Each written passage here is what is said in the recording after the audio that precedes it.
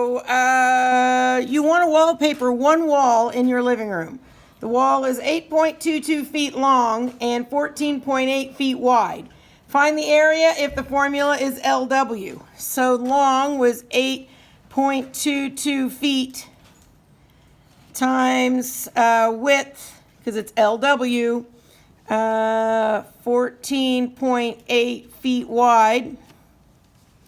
So you do what the formula says, 8.22 times 14.8. Okay, but we're going to round it. We're going to round it. You got 2 decimal places, you got 1 decimal place. The least number of decimal places is 1, so you're going to round it to 1. So I'm going to round it to this 6, and the 5 makes the 6 go up to 121.7.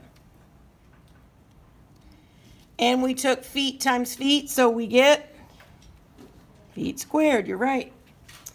Okay, now you get 1 point for this rewrite with the numbers and units in it.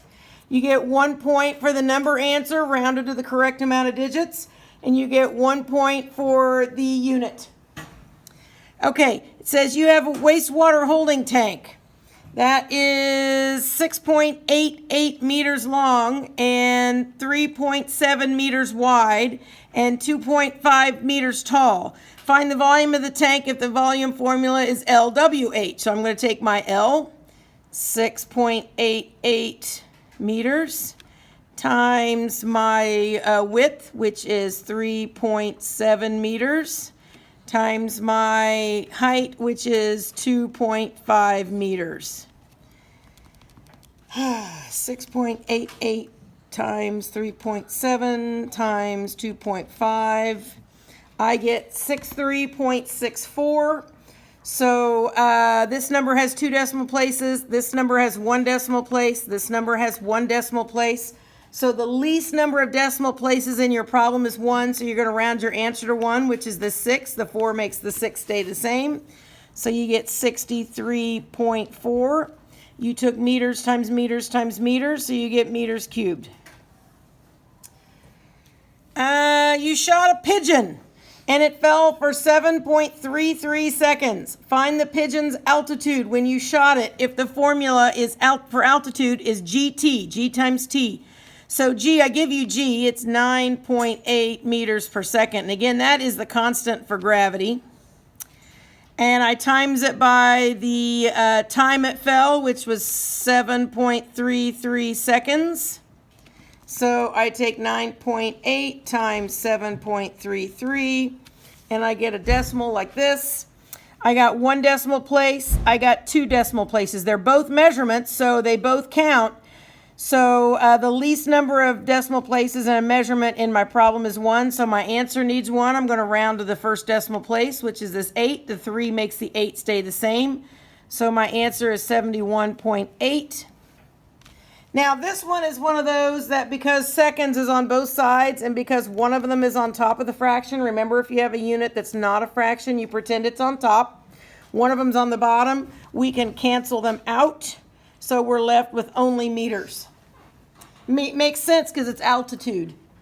Altitude would be some distance unit, like feet or miles or something like that. You order a 12-inch pizza. Find the area of the pizza if the formula for area of a circle is 1/4 pi d squared. So it's 1/4 or 1 divided by 4 times pi, 3.14 times diameter twice.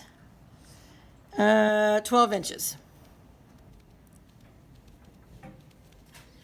Okay, so you take 1 divided by 4 times 3.14 times 12 times 12, and I get 100, well, let me show you what I get. I get 113.04.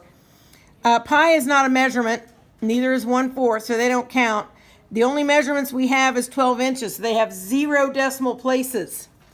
So 0 decimal places is this 3. So you go to the number just next to the 3, and that would make the 3 stay the same. So your final answer is 113 inches.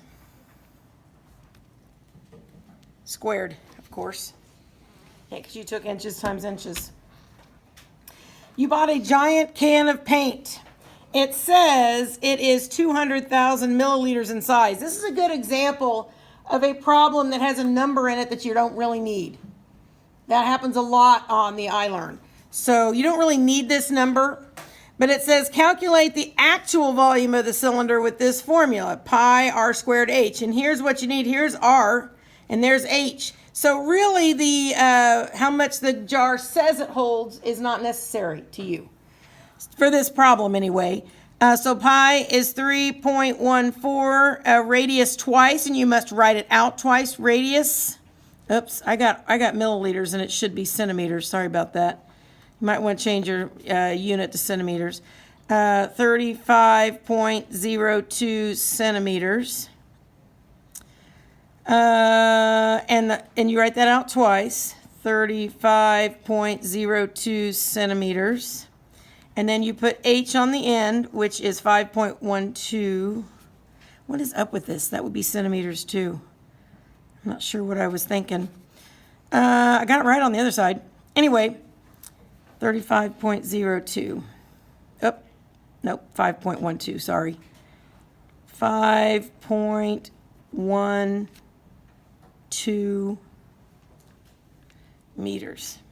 centimeters. Okay, so I'm going to do the math. 3.14 times 35.02 times 35.02 times 5.12. Yeah, it is. I got, this isn't a measurement. This is, and this is. All my measurements have 2 decimal places. So I'm going to round my answer to the second decimal place, which is this 9. The 3 makes the 9 stay the same. So my actual answer is 19,716.59.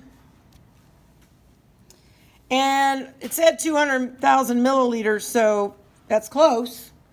Anyway, actually, it's not quite what it said. And my guess is because the jar would hold that amount. Anyway, you took centimeters times centimeters times centimeters, so you get centimeters cubed. But again, sometimes they put useless information in there. Yes, sir? So why would we get centimeters instead of milliliters? Like milliliters times milliliters? Because you didn't have milliliters in your... Remember I told you to change those? Oh, okay. That's why. That was my boo-boo. It's weird because I didn't do it on the other side. Okay, you won a Daytona... you won the Dayton... It should be Daytona. I must have been messing up right then. You won the Daytona 500. Woohoo! Your car odometer says you actually traveled 502.78 miles. You used 48.72 gallons of ethanol.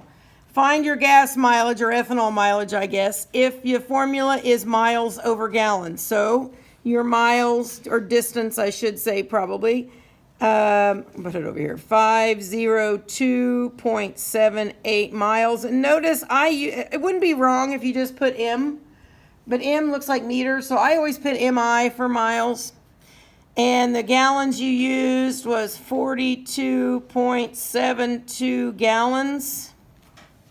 So when you do the math on that, I just hit the decimal point. 502.78 divided by, remember a fraction means to divide, 42.72. This is what I get. Both my numbers have 2 decimal places, so I'm going to round to the second decimal place, which is the 6. I look to the right, the 9 makes the 6 go to a 7, so it's actually 11.77 is your number answer. And again, if you wrote it like a fraction, like the formula says, the unit is miles per gallon.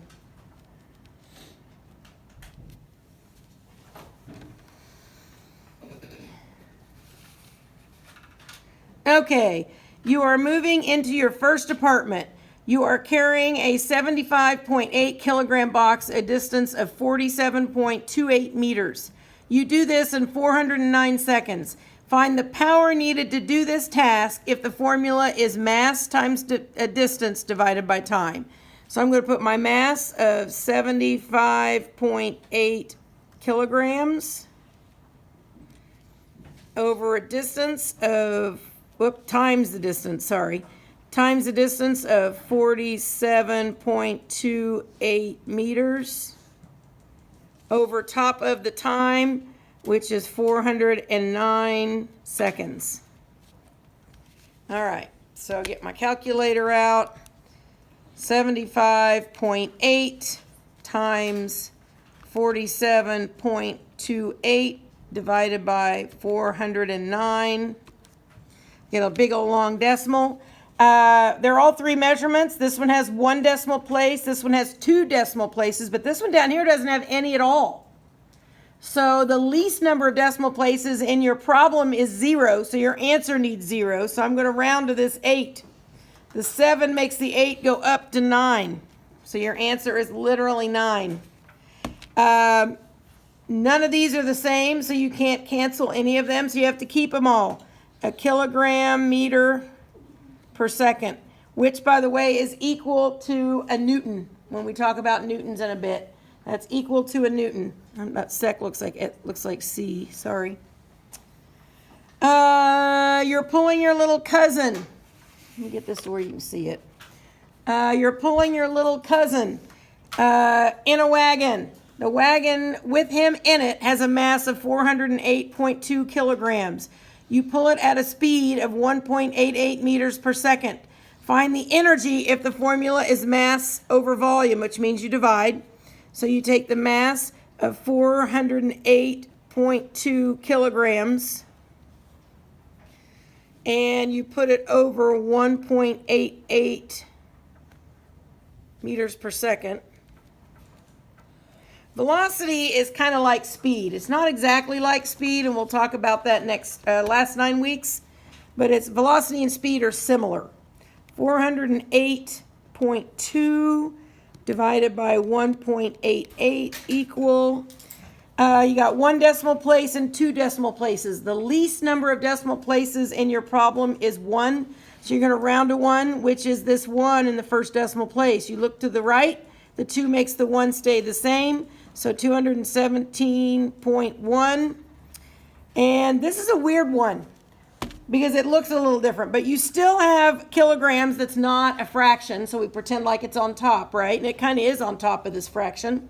And then you have meters that's on top of a fraction, and then you have seconds on bottom.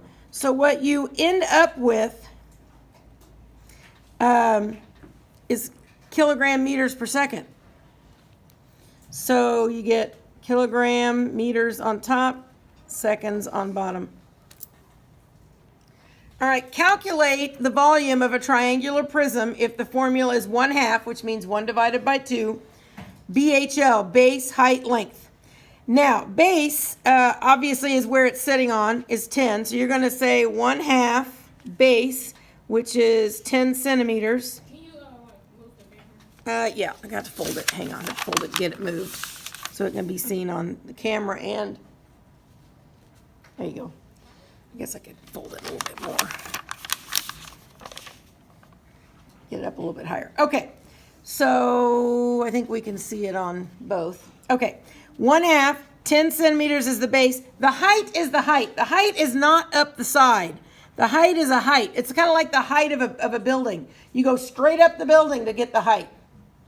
So if you were standing on top of this, you would only be 8.3 centimeters off the ground. You wouldn't be 10 centimeters off the ground, would you?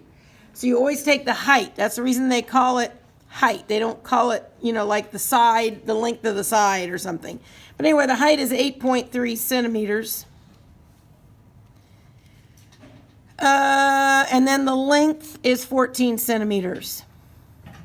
Now, so you do your math on that. 1 divided by 2 times 10 times 8.3 times 14. I get 580, whoops, I just pushed the button. Sorry, I got 581. No decimal places, 1 decimal place, no decimal places. So the least number is none. What did I say, 508? 581, okay, because I picked it up and accidentally pushed a button. You took centimeters times centimeters times centimeters, so it's centimeters cubed.